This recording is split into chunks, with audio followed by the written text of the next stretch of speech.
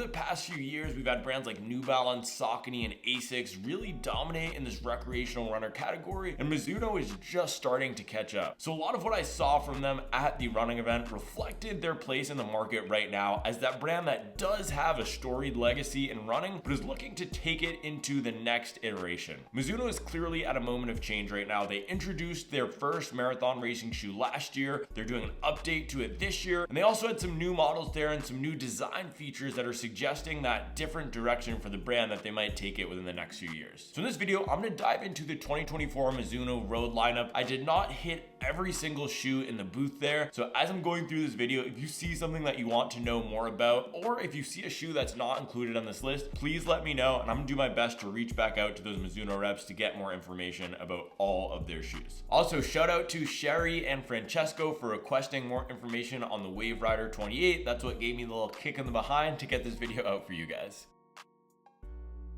Alright guys, before we get into it today, if you aren't already following the Supwell running account on Instagram, make sure to go over there and give us a follow. This is where I'm putting all of my cool pictures from TRE, like this one of the new Mizuno high mileage trainer, or this one of the new Hoka Mach X, or this one of the new Adidas Audi Zero SL. I'm also doing deals and giveaways on there. Earlier this week, I had to get my son some new socks from Old Navy, and guess what? There was a Dick's Sporting Goods next door, so I went in there and highlighted all the best in-person deals. There was Rincon 3s for $80, Mach 5s for $100. So I'll be doing some more cool stuff that's a little bit different from the content that you get on this channel. So go ahead over there to Supwell Running and give us a follow. All right guys, let's get into it. Alright guys, first up here we have the Wave Rider 28. Now, one of the key things that the Mizuno rep told me was that across all of their core lineup of shoes like the Wave Rider, the Inspire, the Sky, they're keeping the designs and the feelings of these shoes relatively similar to what we're seeing in previous iterations, but making slight tweaks to them to modernize them, make them a little bit friendlier for runners out there. So if you like this shoe in the past, you should love the updates they're making to the Wave Rider 28. The biggest thing is they're introducing a new foam compound here called Mizuno Energy Next. Now to the push test, this was a super soft compound to me. It almost felt like that Asics FF Blast Plus, but maybe a little bit firmer, also more durable. I know Mizuno is known for their durability, reliability, and high quality. They're not going to be straying from that with this update to the Wave Rider 28. You're still going to have that Mizuno wave plate, as you can see from the bottom here, so they're not changing any of the core elements of the formula. And you also do have that really thick outsole rubber coverage, again for reliability and durability. One of the changes I was most excited to see here is the upper. If you compare this to the upper of the Wave Rider 27, that one looked a little bit dated, a little bit heavy. This one looks much more breathable. What they did around the heel area brings it in line with a lot of those competitive daily trainers out there on the market. And although it does have a normal tongue and lacing system, it has a little bit more of a sock feel than we had in the previous generation. So as I'm thinking about the shoes that I'm running in a lot right now, it reminds me of the New Balance 1080 V13. Very comfortable upper, a nice softer foam underfoot for a relaxed everyday running ride. So Mizuno Wave Rider 28, if you like the previous version, you're gonna love this one. It's still that comfortable, reliable daily trainer that will get you hundreds and hundreds of miles.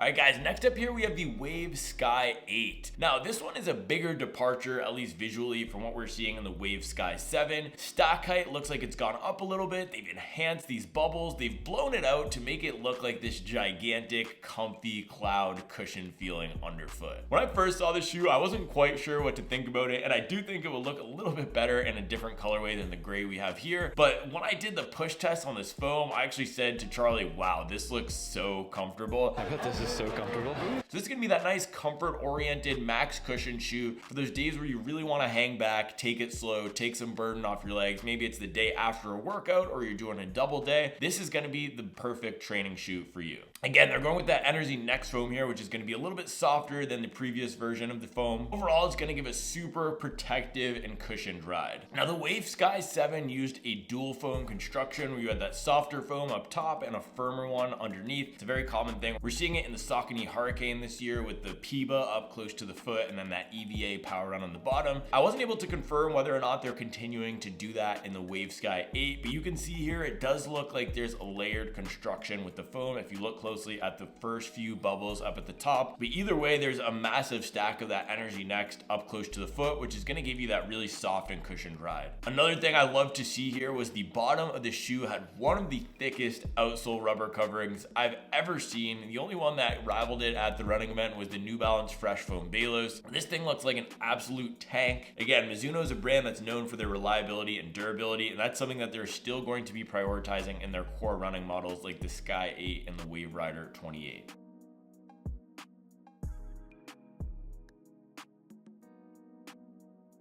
Alright guys, next up we have Mizuno's Speedy training shoe. This is the Wave Rebellion Flash 2. This is the one that I was most excited to see out of their entire lineup, even more than the new unnamed high mileage trainer that I'll cover at the end of this video. This is really the core of the competitive running market right now. Every brand needs a plated training shoe to exist. This is the shoe that's going to get most people amped up about your brand. And while not everybody wants to spend that $250 for a carbon fiber plated race shoe, these are the shoes that get runners from couch to 5K into first half marathon excited about running in a high-tech shoe. So what they told me was that the Wave Rebellion Flash 1 was more of a beefed up Wave Rider, where this one is a complete redesign from the ground up. If you think about what Saucony did with the Endorphin Speed 3 and Pro 3, this is their Saucony Endorphin Speed 3 competitor, and they definitely spec'd the Speed 3 against this when designing the second version of this shoe. So you're gonna have that super foam up on the top layer of the shoe. You're gonna have the wave plate in the middle of the midsole, but it's going to be more of a traditional plastic plate like we see in the Speed 3 or Mach X versus the old school wave plates that Mizuno has in a lot of their shoes. On the bottom here, we have a slightly firmer layer of foam, and then there is a decent rubber covering, putting it in line with most of the market here. These shoes don't typically have super beefy rubber outsoles like we saw in the Wave Sky 8. This shoe is completely different from version 1 in that they've introduced that new geometry from the Wave Rebellion Pro 2 here. The first version of the Flash had more of that traditional underfoot geometry. It wasn't super rockered. Here they've gone aggressively rockered. They're calling it the Smooth Speed Assist, but it also has that heel cutout in the back like they have in the Wave Rebellion Pro 1 and 2, so that you get more of that foam in the midfoot section of the shoe. I'm really curious to see how this rides because shoes like the Saucony Endorphin Speed 3, Mach X, and Boston 12 tend to be really good rides for heel strikers because they do have that more stable, thick layer of foam at the back of the shoe, particularly in the case of the Boston 12 and Mach X, and then the Saucony does have that wing nylon plate for stability for heel strikers. So with this one having a heel cutout, not as much foam in the heel, I'm curious to see how it performs for recreational runners. In terms of the foam setups, the plate, and the overall vibe of the shoe, it looks like a really competitive choice, but we'll have to see how that geometry performs for runners who aren't running with great form on the forefoot and midfoot all the time. Now, I love what they've done with the upper here. They made it that nice hybrid training, racing feel and fit. And if you look at the Saucony Endorphin Speed 3 here, it's almost identical to the Speed 3, which is not a bad thing because this thing has one of the best lockdowns and best training uppers in the game. So what that's going to give you is a nice moderate amount of padding out in the back, some soft laces, and then this engineered mesh performance fit that's not too snug and a little bit stretchy through the forefoot. I wasn't able to get this on foot, but one of the things I'm curious about as well is how wide the toe box is, because if you look at a shoe like the Saucony Endorphin Speed 3, one of the key downfalls there is that Saucony has super narrow toe boxes. So if they widen the toe box a little bit on this compared to what else is on the market, again, this should be a really competitive option for recreational runners. I also do want to note it's a little bit stiffer than we're seeing in the Speed 3. This one is 300 miles, so the plate might be a little bit worn on it, but you can see it's nice and compliant. I can fold it in almost in on itself. It's not going to give me too much trouble versus a carbon fiber plate. That wasn't the case with the Wave Rebellion Flash 2 here. As you can see, it's a little bit stiffer and more rigid, but with that softer foam underfoot, we'll see how it performs out there on the ride.